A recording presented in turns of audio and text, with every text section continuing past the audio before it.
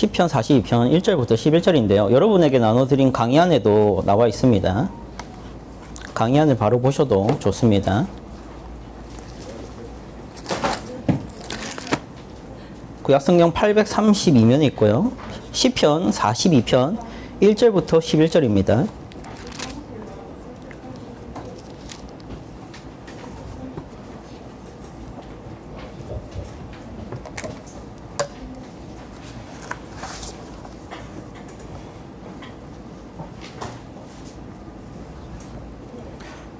다 찾으셨죠? 함께 봉독하도록 하겠습니다. 제목까지 같이 읽으시면 되겠습니다. 교독하도록 할게요. 기니까 제가 먼저 읽겠습니다. 고라 자손의 마스길 교훈, 인도자를 따라 부르는 노래. 하나님이여 사슴이 시냇물을 찾기에 갈급함 같이 내 영혼이 주를 찾기에 갈급하나이다.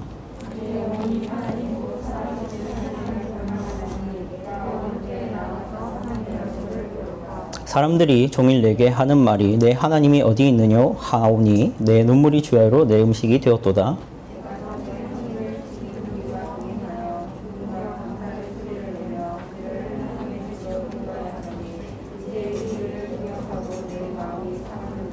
내 영혼아 내가 어찌하여 낙심하며 어찌하여 내 속에서 불안해하는가. 너는 하나님께 소망을 두라. 그가 나타나 도우심으로 말미암아 내가 여전히 찬송하리로다.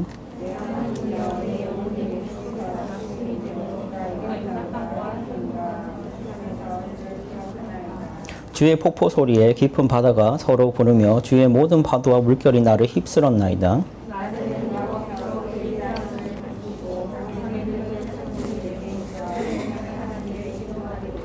내 반석이신 하나님께 말하기를 어찌하여 나를 잊으셨나이까. 내가 어찌하여 원수의 압제로 말미암아 슬프게 다니나이까 하리로다.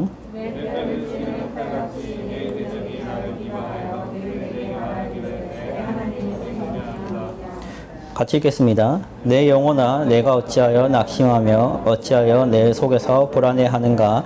너는 하나님께 소망을 두라. 나는 그가 나타나 도우심으로 말미암아 내 하나님을 여전히 찬송하리로다. 아멘. 오늘은 추석과 기독교라는 설교 제목으로 말씀을 나누고자 합니다. 추석에 대한 주제를 가져왔어요. 여러분이 지금 명절이죠? 어떤 명절입니까? 추석 한가위죠. 그래서 이것과 관련해서 우리가 기독교적으로 어떻게 생각하면 좋은지에 대해서 나누면 좋겠다 해서 추석을 특별히 가져왔습니다. 오늘은 좀 주기도문 강의를 쉬고 추석에 대해서 주제를 다루도록 하겠습니다. 오늘 우리가 읽은 본문은 시편 42편입니다. 1절부터 11절까지 다 읽었는데 이 시편 42편의 주제가 뭘까 하면은 많이 힘든 상황과 어려운 중에 있는 한 사람이 자신의 처지를 두고 기도하는 것이 오늘 시편 42편의 주제입니다. 그래서 어떤 표현들이 나오냐면은 3절에 보시면 사람들이 자기에게 어떻게 말한다고 하죠? 네 하나님이 어디 있느냐.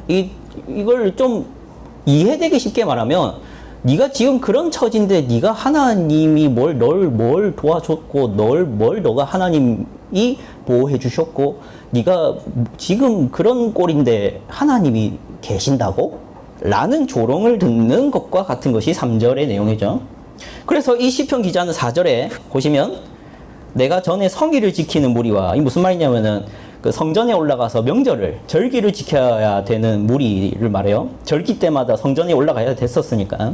동행하면서 기쁨과 감사의 소리를 내며, 뭘까요? 요즘으로 치면. 기쁨과 감사의 소리가 뭡니까? 우리 방금 한 거예요. 찬양이죠. 찬양 부르면서 올라가는데, 근데 마음이 상했대요. 왜? 기억나서. 이 일이 기억나서. 무슨 일? 네 하나님이 어디 있냐라는 조롱을 들은 그 일이 기억나서 또 마음에 낙심이 일어나고 힘들다. 그런 주제입니다. 오케이? 이거 말씀 이해됐죠? 그리고 이제 추석을 좀 볼 거예요. 오늘은 PPT를 준비하지 않았고 강의안을 특별히 좀 준비를 했습니다. 좀 변화를 주고 하는 게 집중도 되고 좋으니까. 자, 1번 제목 같이 읽어봅시다. 시작. 한국의 추석과 동아시아 국가의 명절들입니다. 여러분 추석이 뭔지를 잘 모르는 경우가 많아요. 그냥 추석을 그냥 노는 날 혹은 추석을 가족 만나는 날 이렇게 할 수 있는데 우리가 이 추석에 대해서 좀 깊이 있게 배우는 시간을 좀 가질 필요가 있습니다. 뭐 추석을 배우는 게 좋아서가 아니라 추석이 뭔지를 알고 기독교와 어떤 차이가 있는지를 알기 위해서입니다. 자, 그럼 첫 번째 단락 한번 보도록 하죠. 추석 또는 한가위는 음력 8월 15일에 기리는 대한민국에서 가장 큰 명절이다. 설날과 더불어 전일과 다음 날을 포함한 3일이 법정 공휴일인 날짜만 맞으면 최대 10일간의 황금 연휴가 펼쳐지는 날이다. 좋은 날이죠? 10일간의 황금 연휴가 펼쳐지면 뭐 할래요? 오케이, 여행이 가장 중요하겠지. 그리고 두 번째 단락 제가 읽어드릴게요. 음력 8월 15일은 여러 동아시아 국가들의 공통적인 전통 명절로서 한민족인 대한민국과 북한을 비롯해 중국, 대만, 홍콩, 마카오 등 중하권 국가는 물론 베트남, 말레이시아, 싱가포르 등 동남아시아 일부 국가에서도 쉰다. 다만 추석이라는 한자어는 어디서만 쓰는 거고? 대한민국과 북한, 조선 출신이죠. 둘 다. 중국과 베트남에서는 뭐라고 한다? 중추절이란 말을 씁니다. 밑에 중추절에 대한 설명도 있어요. 중추절 한번 보죠. 밑에 각주 1번. 중추절 같이 읽어봅시다. 시작. 중추절 기간에는 보통 둥근 과자와 둥근 과일을 달에게 바친 뒤 가족과 이웃끼리 나누어 먹고 서로 행복을 빌어주는 풍습이 있다고 한다. 어디에 바친 뒤? 달에게 바친 뒤. 그리고 뭘 한다? 가족끼리 나눠 먹고 행복을 빌어주는 풍습입니다. 이해되시겠죠? 추석도 가족끼리 서로 모여가지고 하는 거죠. 이 부분이 사실은 중추절의 영향을 받은 거예요. 원래 추석은 가족끼리 뭘 하는 게 아닙니다. 읽어보시면 알겠지만 좀 이따가 추석은 원래 가족끼리 행복을 빌어준다는 개념이 아니라 그런 게 없어요.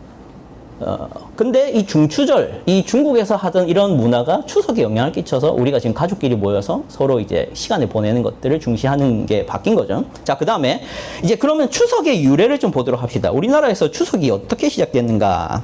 첫 번째 단락 제가 읽어드릴게요. 강연 잘 보세요.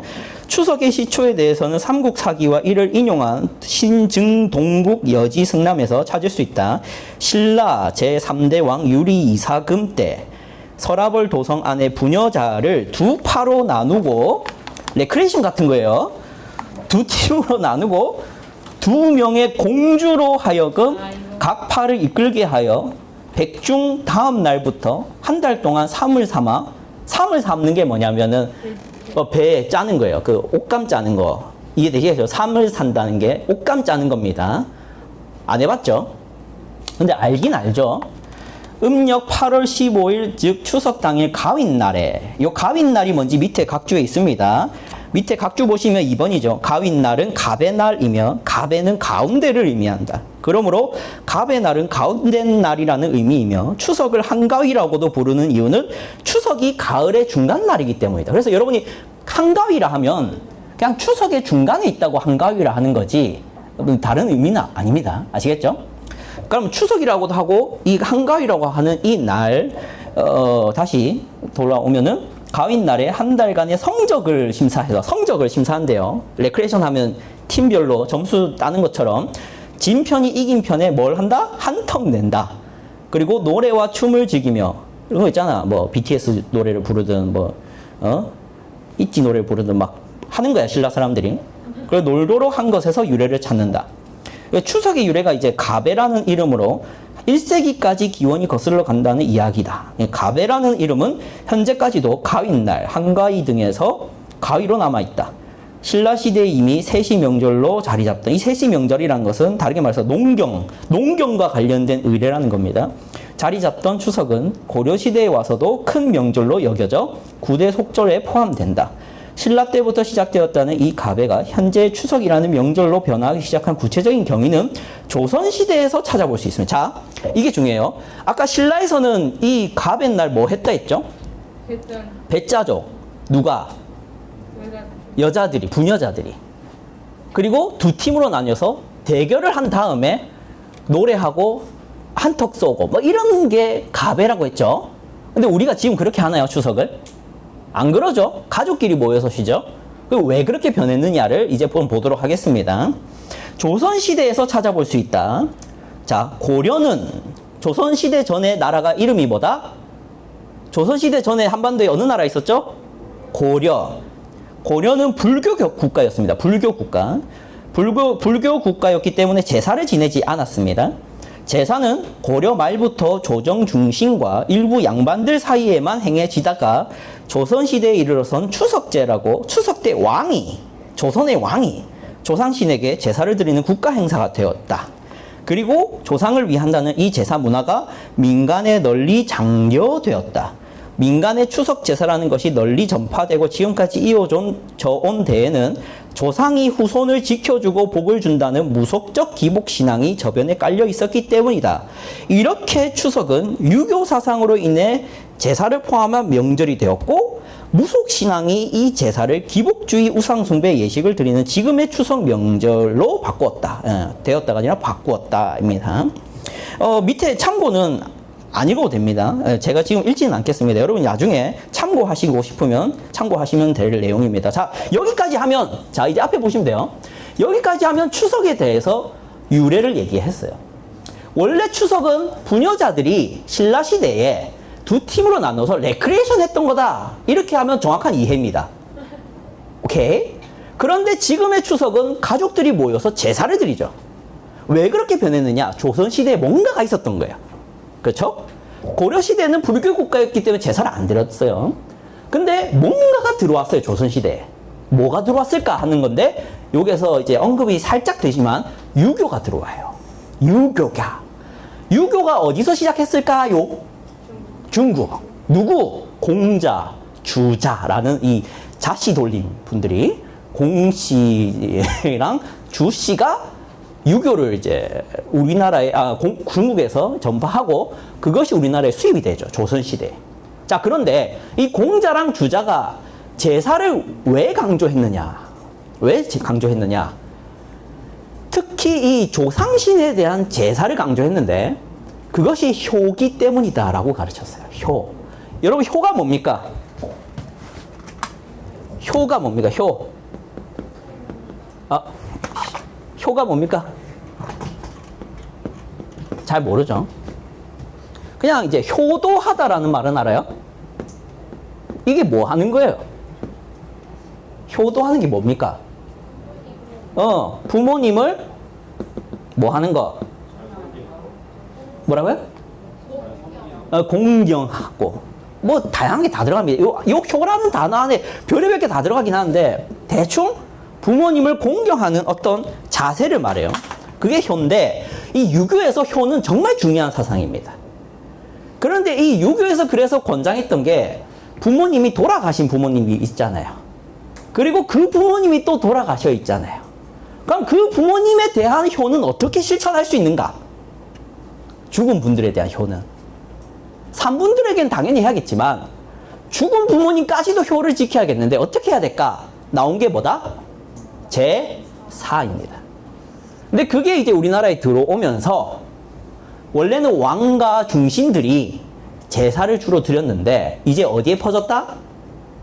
왕과 중신만 하는 게 아니라 민간에 퍼져서 각자 모두가 죽은 조상신들에게 제사를 드리는 효가 가르쳐지기 시작한 거죠. 그래서 추석 때 제사를 드리기 시작한 거예요. 여기까지 이해되시겠어요? 자, 그런데 여기서 한 가지 더 중요하죠. 엄밀히 따지면 유교의 공자나 주자는 조상에 대한 효를 가르친 건데 이 중요한 이해입니다. 그 조상신이라는 귀신이 제사를 드리는 순간에 거기에 오냐 안 오냐는 관심이 없고요. 유교에서는 그냥 내가, 자녀인 내가 효를 다하는 사람인지 아닌지를 보이라는 거예요. 이거 좀 비유로 얘기해 볼까요? 하나님이란 분이 있냐 없냐는 중요한 게 아니라 네가 신앙인으로 착하게 살라는 말이다. 이런 사상과 같은 거예요. 하나님이 있다라는 걸 믿으십시오는 필요 없고 하나님 믿는 사람처럼 사십시오. 이 말이에요. 유교에서 원래 얘기하던 거는 귀신이 있다 없다는 공자든 주자든 관심이 없고요. 그냥 우리 모두가 부모를 공경하는 사람이 돼야 된다는 얘기를 하기 위해서 제사를 권장한 거예요. 자, 여기까지 얘기했으면 이제 추석 얘기는 끝내고 이제 기독교 얘기를 합시다. 밑에 3번 보세요. 3번 같이 제목 읽어보죠. 시작. 추석이 가지는 의미들이 있습니다. 작은 1번 시작. 추석이란 날이 가진 의미에 대해서 좀 생각해 볼 필요가 있어요. 자, 제가 읽어 드릴 테니까 여러분 눈으로 좀 따라와 주세요. 추석 즈음에는 대부분의 곡식이나 과일들이 익지 않은 상태입니다. 그렇겠죠. 음력 8월 15일은 아직 추수가 안 된 상태예요. 추수를 하기 전 농사의 중요 고비를 넘겼을 때 미리 곡식을 걷어, 다 걷는 게 아닙니다. 조금 걷어 조상들에게 제사를 지내고 풍년을 기원하는 것이 추석의 본 의미입니다.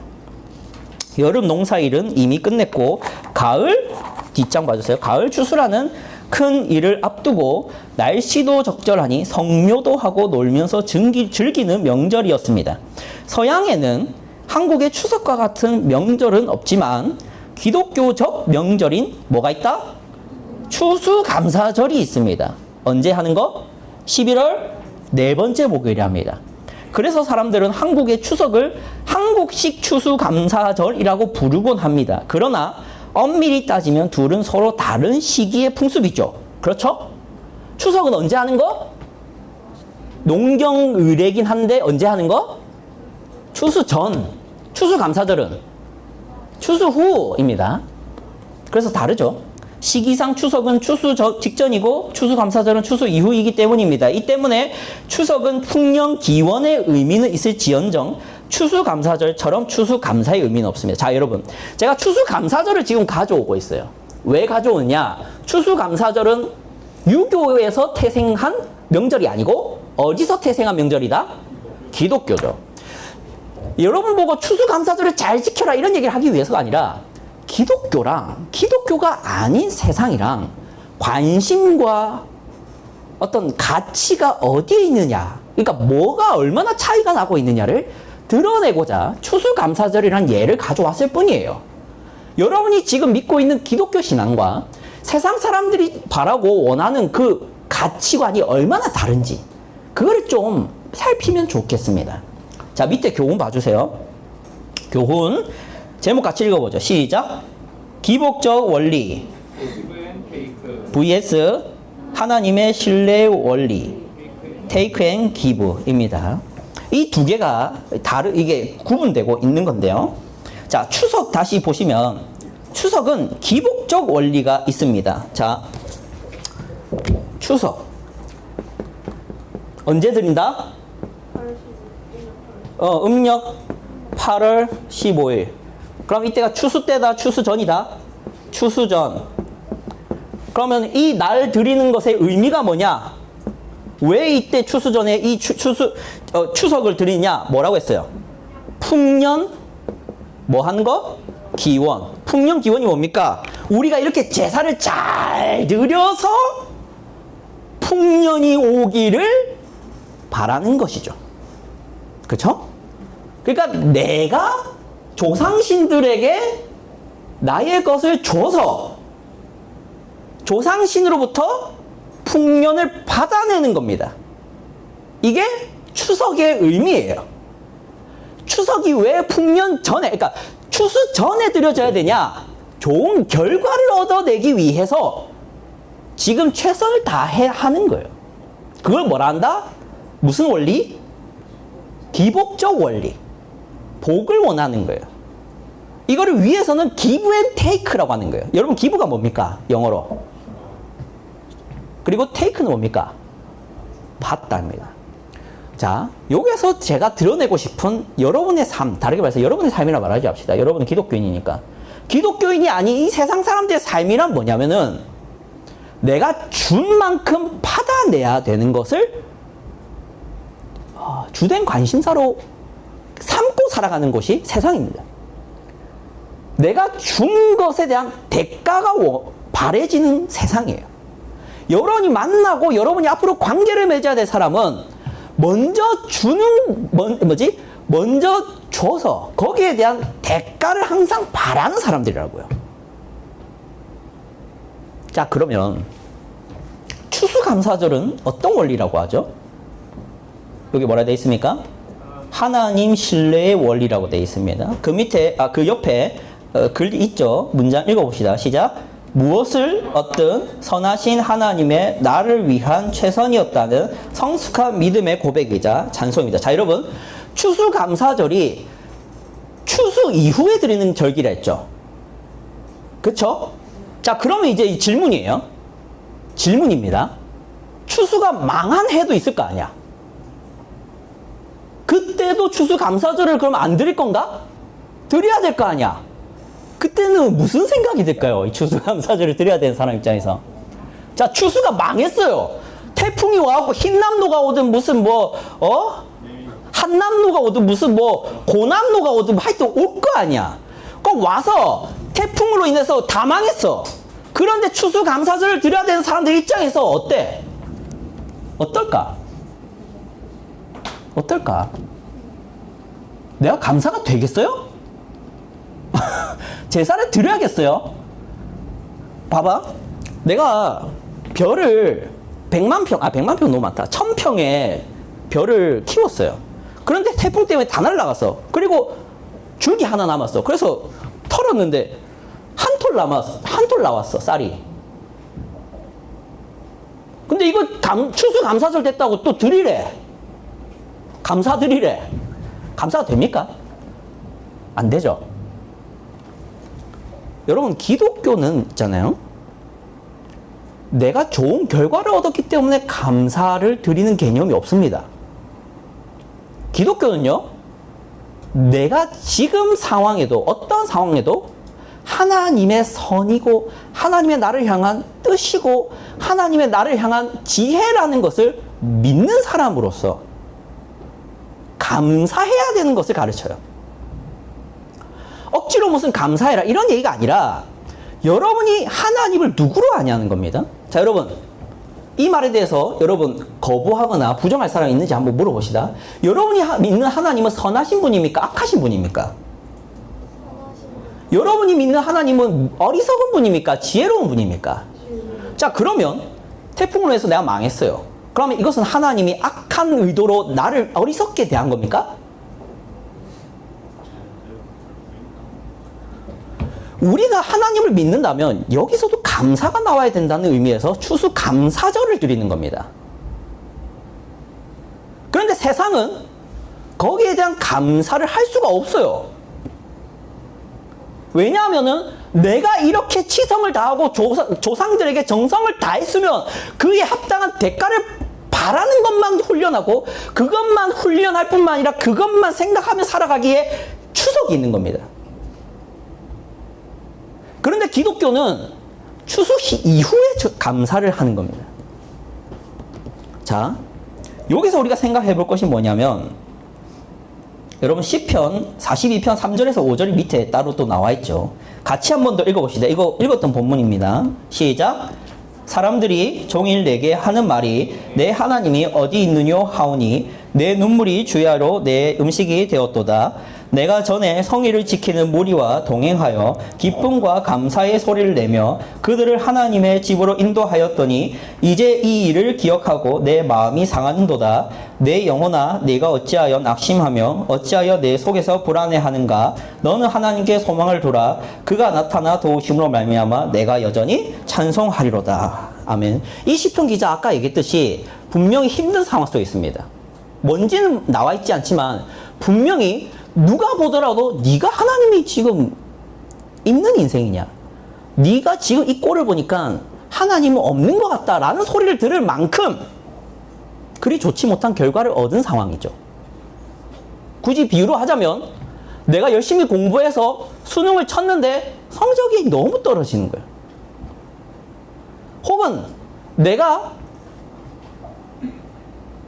하고 있던 사업이 부도가 나버리는 거예요. 혹은 내가 만나던 사람이 사실은 사기꾼이라서 내 뒤통수를 쳐서 내가 빚쟁이가 됐습니다. 그래서 이런 나를 보고 누가 보더라도 하나님이 어디 있냐, 네가 예수 잘 믿고 교회 잘 다니느니 너 보니까 하나님 없는 것 같다, 이 소리를 들었어요. 그리고 이 사람은 시험에 들겠죠. 자, 그런데 이겁니다. 5절에 뭐라 한다고요? 이 사람은 자기 자신에 대해서 이렇게 말합니다. 내 영혼아, 이겁니다. 저로 예를 들까요? 필구가 너 왜 낙심하니? 왜 불안해하니? 너는 왜 하나님께 소망 주지 않니? 그가 나타나 도우실 거다. 찬송이나 해라. 이거를 제가 제 자신에게 하는 거라고요. 여러분, 이 시편 기자가 지금 하는 게 뭡니까? 노력이고 노력입니다. 뭘 노력하는 거죠? 어떤 힘든 상황과 어려운 결과와 불행을 겪고 있는 나 자신에게 그래도 너 감사해야 될 게 있어. 그래도 너 하나님이 선하신 뜻이 있을 거라는 걸 믿어야 돼. 너 왜 불안해하는 거야? 그러지 마. 라는 노력을 하는 거라고요. 추석과 추수감사제에서 그게 차이가 나는 겁니다. 하나님을 믿지 않는 불신자들은 자신이 불행을 겪으면 모든 걸 원망합니다. 자신이 목표하던 것을 이루지 못하면 모든 걸 저주합니다. 절망합니다. 그게 훈련이 안 돼 있습니다. 내가 꿈꾸고 바라던 것이 좌절될 때 그 사람은 자살을 생각할 수밖에 없습니다. 그게 하나님을 믿지 않는 세상이라고요. 그런데 여러분은 뭐가 다르냐? 어떤 불행에서도 하나님을 믿는 사람으로서 감사하는 훈련을 지금부터 하고 있는 거예요. 그리고 계속 훈련해 가는 가운데 여러분은 하나님께 소망을 두기에 찬송이 나오는 사람이 되어가야 됩니다. 그게 추석이 아닌 추수감사절의 의미예요. 우리가 추석 속에서 이것에 대해서 생각하지 않는다면 우리는 풍년기원이라는 이 기브 앤 테이크의 원리로 계속 살아가게 되는 겁니다. 여러분이 뭐 추석 때문에, 추석의 제사 때문에 그런 영향을 크게 받는다고 생각은 안 해요. 그런데 중요한 건 이 추석이라는 명절 하나에 드러나고 있는 이 기브 앤 테이크의 원리가 여러분에게 끊임없이 가르쳐지고 영향을 끼치고 있는 것이 문화라는 겁니다. 내가 열심히 하고 열심히 공부하고 열심히 노력하고 열심히 힘을 내서 정성을 들여서 치성을 드리듯 꼭 조상신에게 제사를 드리는 방식이 아니더라도 내 건강을 해치면서까지 내가 피곤함을 무릅쓰고까지 얻어낸 그 돈들이라는 것이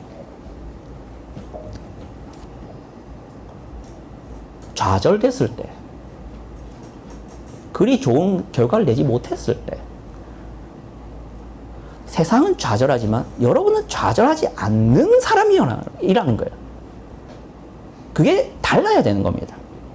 자, 밑에 이제 적용을 좀 하도록 하죠. 그리스도인은 추석의 원리에서는 어떤 유익도 얻을 수 없습니다. 여러분은 추수감사절의 원리에서 유익을 얻으십시오. 첫 번째, 같이 읽어보죠. 작은 1번 시작.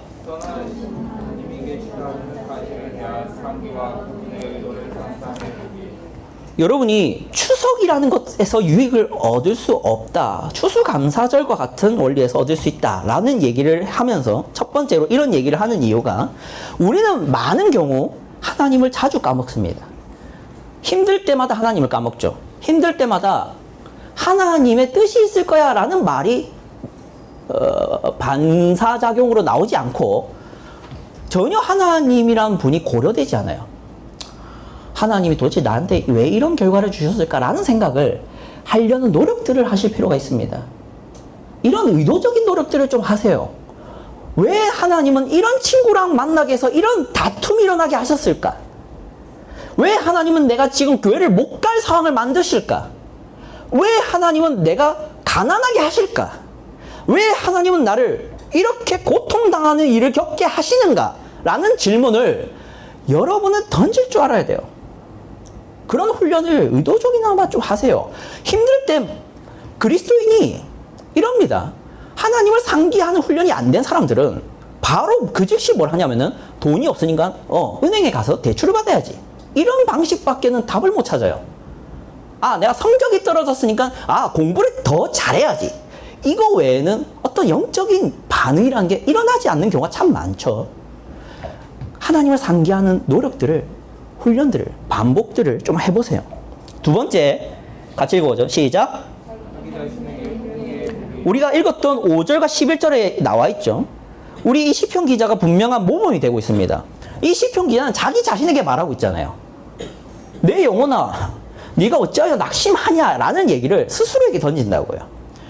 우리는 이런 게 있습니다. 여러분이 이걸 겪었는지 모르겠지만 내 감정이 우울하다는 것과 나를 분리를 잘 못 시켜요. 이건 감정적인 사람일수록 더 그런데 내가 지금 화가 난 것과 나를 분리를 못 한다고요. 여러분, 내 감정이 화가 났다는 거랑 전필국이라는 사람의 지성은 따로 있는 겁니다. 내가 화가 났으니까 내 생각도 화가 난 대로만 작동해야 될까요? 꼭? 안 그렇습니다. 내가 지금 우울하니까 내 머릿속에 모든 생각도 우울한 생각으로 가득 차야 될까요? 안 그래요. 그런데 우리는 자칫 잘못하면 우울하니까 우울한 노래 듣고 더 깊은 우울함 속에 내가 들어가야지 하면서 막 일부러라도 더 그 우울함을 느끼려는 노력을 하는 사람들이 있어요. 자기가 예술가면 몰라. 예술가면 미술작품 만들어야 되면 일부러라도 그 감정에 빠져가지고 뭔가 그런 작품을 만들어봐야지 이렇게 하려면 모르겠는데 왜 내가 우울하다는 것과 내가 우울한 생각을 해야 되는 거랑 왜 구분을 못합니까? 내가 지금 화가 난 상태면 나 자신에게 말하세요. 너 진짜 맞냐? 하는 거예요. 내가 지금 우울하면 너 왜 우울해? 뭐가 우울할 만한 상황인데? 라는 질문을 던지라고요. 내가 지금 슬프면요, 너 도대체 뭘 슬퍼하는 거야? 뭐 때문에 슬픈 거야? 슬픈 이유가 뭐지? 정당해? 이걸 스스로에게 던져보라고요. 많은 부족한 사람들, 어떤 부족한 사람들은 이럽니다. 나 슬퍼. 그러니 난 슬픈 거야. 이유는 안 찾아요. 나는 감정이 우울해. 그럼 난 우울한 거야. 원인이 뭘까? 아, 그냥 너 때문이야. 이렇게 너무 단순하게 무식하게 그렇게 상황을 그냥 정리해버려요. 근데 오늘 요 시편 기자는 이렇게 질문합니다. 정말 우울한 상황이고 정말 괴로운 상황이고 누가 보더라도 너는 하나님이 없는 사람 같아 라고 말을 할 만한 상황임에도 불구하고 스스로에게 의문을 던진다고요. 너 왜 슬픈 거야? 너 왜 낭만하는 거야?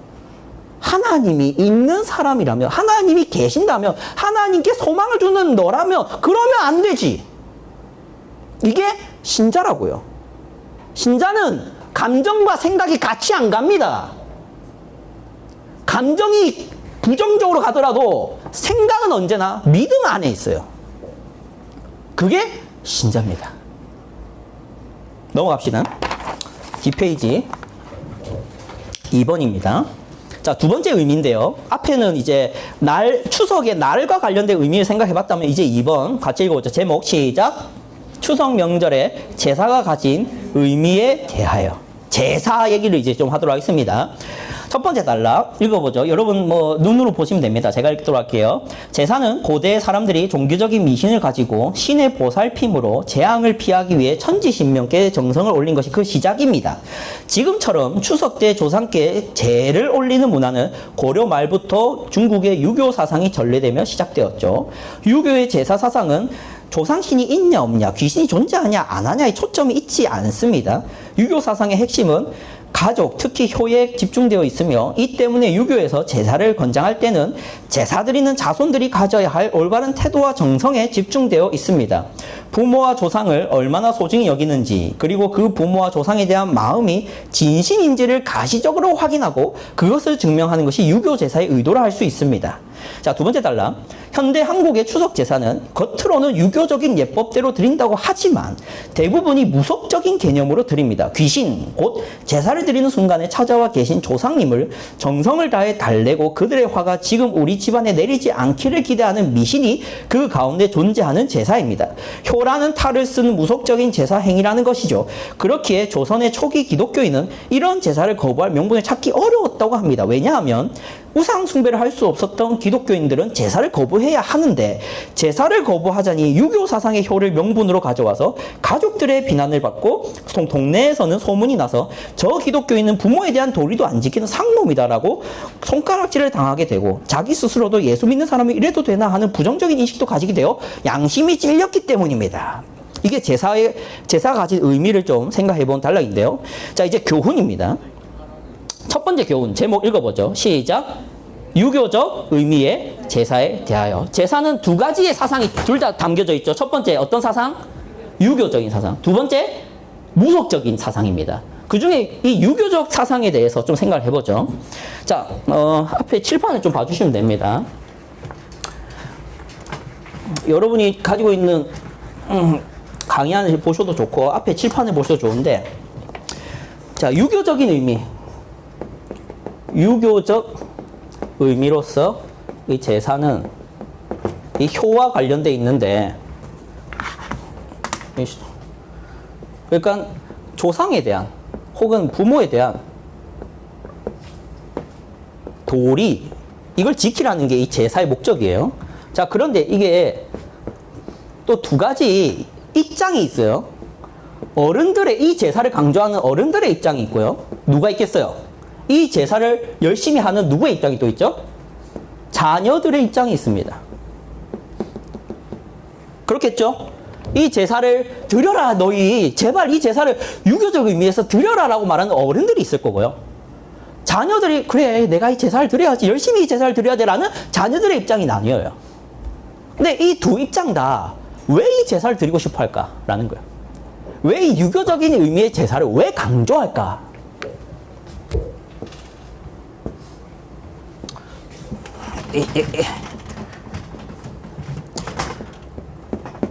자, 어른들의 입장에서는 교육의 목적입니다.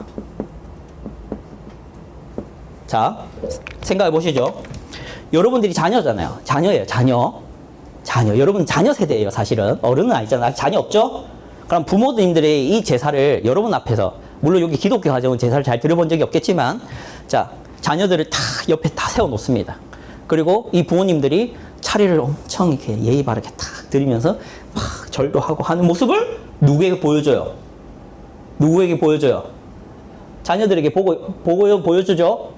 어떤 심리가 있을까요, 부모는? 왜 사실은 유교에서는 조상이 있든 없든 조상신이 여기에 와서 밥을 먹는다는 생각도 안 하는데, 딱히 그렇게 믿지도 않는데 이 제사를 정성껏 드리는 모습을 왜 자녀들에게 보여주고 싶어 할까요? 너희들도 뭐? 뭐라고? 여러분, 지금 다들 뭐 동기가 없네. 진짜 문상 건다. 여러분, 문상 겁니다. 부모님들이 자녀들에게 왜 정성껏 이 제사를 드리는 과정을 보여주고 싶어 할까요? 왜 그걸 포기를 못 할까요? 자기가 이제 죽으면 제사 그렇게 지내요. 그렇지. 정답. 박수. 그러니까 내가 이 자녀에게 그런 효도를 받아야 되는 거예요. 그러면 교육을 해야겠죠. 그러니까 교육의 방식이 뭐냐면 내가 부모에게 하는 걸 보여주는 거예요. 아시겠죠? 근데 꼭 내가 죽어서 그렇게 하라는 게 아니라 지금부터 지금부터 하라는 거예요. 그래서 유교의 이런 제사의 목적은 이런 모범적인 내가 하는 것을 봐라, 너도 그렇게 해야 된다라는 것이에요. 자, 두 번째 그럼 자녀들이 이거를 강조할 수 있잖아요. 자녀들이 이것을 열심히 드릴 수 있잖아. 그러니까 무슨 목적에서 그렇게 할까, 자기들은? 그렇지, 정답. 문상. 박수. 내가 이렇게 부모에게 효도를 잘하는 사람이라는 것을 누구에게 보여주고 있는 거예요? 봐라, 나 이런 사람이다 입니다. 그래서 유교의 이런 사상들은 형식적이고 이런 제사라는 이 의례를 통해서 자기를 자꾸 드러내고 증명하고 혹은 자녀들이 나한테 잘하기를 바라는 목적에서 그런 교육적인 목적에서 계속 이루어집니다. 그게 유교적 제사의 목적이에요. 자, 그러면 이제 교훈을 봐야겠죠. 교훈은 이것이죠. 여기는 없는데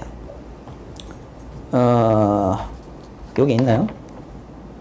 있네. 자, 봅시다. 이 본문은 이건 보지 마세요. 간단하게 얘기할게요. 자, 여러분, 이 어른들의 이런 심리를 아까 우리 현이가 잘 얘기했는데, 너희도 나중에 나한테 이렇게 해라 라는 거라고 했죠, 현이가. 이것을 기독교적인 의미가, 이 기독교적인 유익이 있냐라는 거예요. 자, 여러분, 전도사님이 여러분에게 설교를 하고 말씀을 가르칠 때 정말 조심했던 게 뭡니까? 여러분에게, 자, 핸드폰 내려놔, 이런 걸 한다거나, 눈 떠, 자지 마, 앞에 봐, 어디서 하나님 예배하는데 그따윈 자세로 그따위 태도로 드려 하면서 정작 전도사님은 또 이렇게 엄청 막 엄격하게 앉아갖고 이런 모범으로 하면 여러분 하나님 사랑해집니까? 여러분 하나님 예배드리고 싶은 욕구가 일어납니까? 아, 이 하나님 너무 사랑스러워, 너무 좋아. 나도 이런 하나님 앞으로 평생 동안 섬기며 살래. 이런 예배 너무 소중해라고 생각되나요? 그런 유교의 제사의 원리가 그거라는 거예요. 이해되시겠죠? 유교적인 원리로 우리가 신앙도 생각할 수 있지 않을까요? 어른들이, 부모들이, 혹은 여러분들이 열심히 하는 모습을 보여서 여러분의 후배들이, 여러분의 자녀들이, 혹은 여러분의 친구들이 하나님을 사랑할까? 하나님을 예배하게 되지 않을까라는 기대를 가진다는 자체가 유교적이라는 거예요. 그렇죠? 그게 추석 제사에 있습니다. 그럼 또 하나 마지막 얘기하고 빨리 마치도록 하죠. 햄버거가 와가지고 햄버거 식기 전에 빨리 먹어야겠죠. 뒤편 봐주세요. 뒤편. 자녀 입장도 얘기해야 되는데 그건 다음에 하고요. 2번입니다. 2번. 같이 제목 읽어보죠. 시작.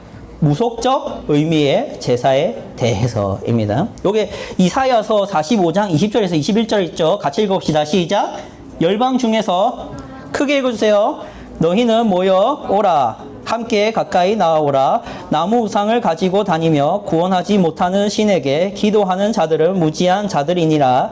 너희는 알리며 진술하고 또 함께 의논하여 보라. 이 일을 옛부터 듣게 한 자가 누구냐? 이전부터 그것을 알게 한 자가 누구냐? 나 여호와가 아니냐? 나 외에 다른 신이 없나니? 나는 공의를 행하며 구원을 베푸는 하나님이라. 나 외에 다른 이가 없느니라. 아멘. 자, 밑에 이거 제가 적은 글 같이 읽어봅시다. 시작. 대다수 한국인들의 믿음대로 재물복과 건강복과 관계의 복, 과정의 복을 좌지우지하는 것이 조상신들이어서 제사를 정성껏 드리는 것이 복을 바라는 이들에게 필요하다고 칩시다. 그러나 그 조상신들도 그 스스로의 죄를 해결하거나 하나님의 영원한 심판이라는 지옥불에서 자신 스스로를 건져낼 수 없다는 것을 기억하십시오. 자, 여러분이 자, 요게 그럼 손 드는 걸로 해보죠. 나는 인간이 죄라는 것이 없고 죄라는 것은 전혀 사는데 중요한 게 아니며 죄라는 것은 내가 지옥 가고 천국 가고도 아무 결정을 하지 못하는 것이다. 손 들어보세요. 죄의 문제는 그렇게 중요한 게 아닌 것 같습니다. 라고 손 들어보세요. 없죠? 없죠? 근데 조상을 열심히 섬기며 복 받는다라는 그 복의 목록에 죄라는 게 있을까요? 그럼 그 조상신을 왜 섬기냐는 겁니다. 조상신이 재물을 주든 화를 면하게 하든 건강을 주든 줄 수 있다 칩시다. 잘 섬기면. 근데 여러분의 죄를 해결해주지 못하는 조상신이 무슨 소용이 있냐는 거예요. 그래서 여러분 추석의 그런 제사 제도 속에서 여러분이 배울 건 없습니다. 배울 거 없어요. 얻을 것도 없습니다. 그래서 마지막 적용만 하고 마치도록 하죠.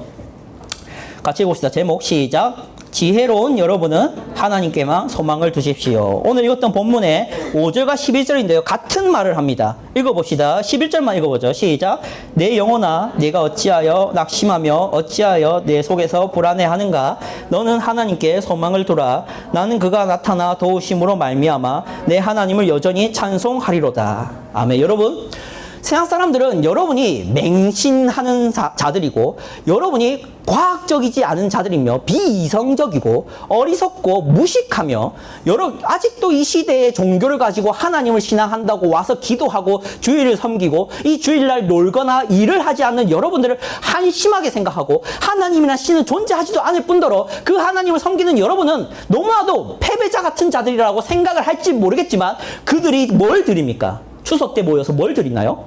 제사를 드리죠. 그들은 종교 없습니까? 조상신이 있다고 믿고 그 조상신을 달래야 된다고 제사를 치성을 드리는 그들은 종교인이 아닙니까? 종교인이죠.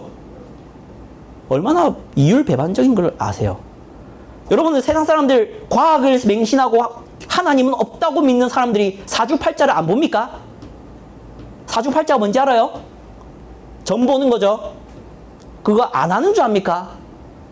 너무 많이 하죠? 타로 카드 안 합니까? 합니다. 왜 합니까? 안 믿는다면서, 신은 없다 하면서, 내세는 없다 하면서, 신비는 없다 하면서 왜 합니까? 정말 어리석은 사람들이죠. 세상 사람들은 하나님이 없기를 바랍니다. 하나님은 여러분의 죄를 정죄하고 여러분이 술을 먹든 담배를 피든 뭘 하든 간섭하는 존재니까 싫어합니다. 내 미래에 대한 점은 받고 싶지만 내 삶에 대한 지적은 받기 싫어하는 게 세상 사람들이죠. 그러나 여러분은 그러면 안 된다는 겁니다. 여러분은 귀신에게 소망을 두는 이들과 다릅니다. 여러분은 하나님께 소망을 두십시오. 그게 기독교인의 영광이고 복입니다. 그런 어리석은 사람들과 다른 사람이라는 것에 대해서 언제나 감사하는 여러분 됐으면 좋겠습니다. 기도하겠습니다.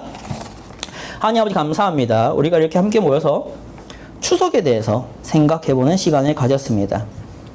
이 추석에 얼마나 많은 미신과 무속과 기독교가 아닌 유교적 사상이 들어가 있다는 것을 우리가 보았을 때 이 추석에 어떠한 유익도 얻을 수 없고 어떠한 영향도 받아서는 안 된다는 것을 우리가 알게 하여 주시옵소서. 귀신을 두려워하고 자신의 목적을 위해 부모 공경 혹은 옆 사람에게 자기가 도덕적인 자라는 것을 드러내려는 이런 제사와 이런 문화들을 우리가 거부하게 하시고 언제나 선하신 하나님을 믿는 믿음으로 나의 모든 결과에 대해서 하나님의 선하신 섭리고 나를 위한 하나님의 뜻이라는 것을 믿는 고백과 찬송과 감사를 드리는 저희들에게 하여 주시옵소서. 살아계신 예수 그리스도의 이름으로 기도드립니다. 아멘.